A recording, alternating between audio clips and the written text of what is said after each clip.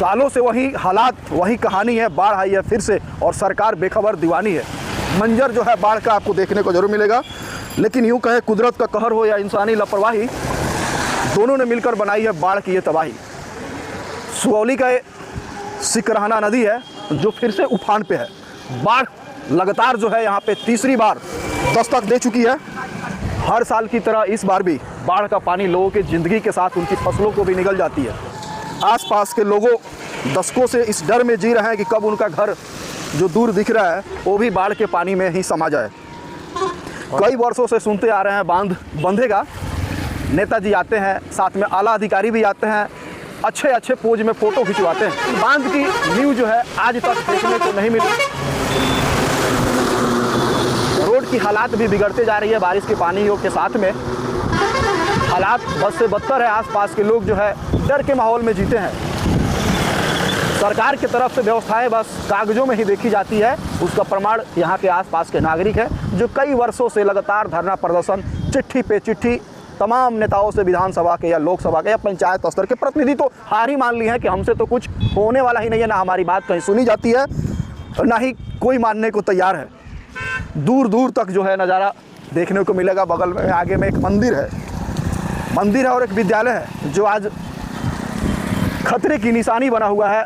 उसमें पढ़ने वाले बच्चे या मंदिर में पूजा कराने वाले पुजारी या वहाँ पूजा करने जाने वाले श्रद्धालु इस डर में रहते हैं कि बाढ़ की जो पानी लगातार आती है कब जो है नदी और स्कूल के साथ में इस सिकरहना के नदी में समा जाए।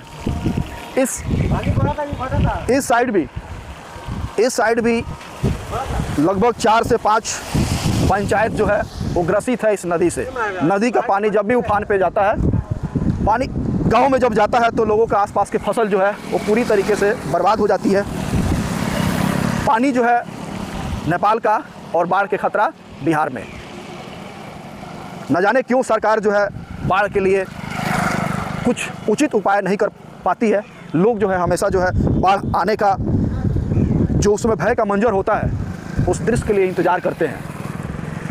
ये तो कुदरत का देन है। इंसानी लापरवाही तो तब सामने आती है जब बाढ़ से लिए कोई व्यवस्था जो है समुचित नहीं की जाती है।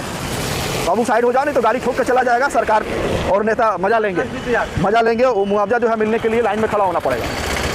अब लोगों को जो है अपने हक और अधिकार के लिए निश्चित रूप से खड़ा होना पड़ेगा, आवाज़ उठानी पड़ेगी, क्योंकि बाढ़ का इंतज़ार करना बस तबाही और मंजर का ही इनाम दे पाएगा। उससे राहत का इनाम अगर पाना है तो हमें अपने हक और अधिकार के लिए एकजुट होकर निश्चित रूप से हल्ला तो बोलना ही पड़ेगा उन लापरवाह अधिकारी और नेताओं के खिलाफ। तभी जाकर हम बाढ़ के जो तबाही है उससे बच सकते हैं, अपने आप को सुरक्षित महसूस कर सकते हैं। नहीं तो रात की नींद जो है हमारी बेड पे और सुबह तैरते मिलेंगे पानियों की धार में, नदी के किसी किनारे में मिलेंगे। और बचाने वाला शायद एनडीआरएफ की टीम जो है वो 2 दिन बाद आएगी कि 48 घंटे बाद आएगी।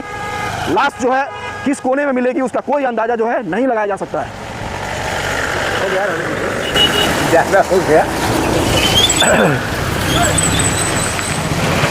ज़्यादा हो गया बोल।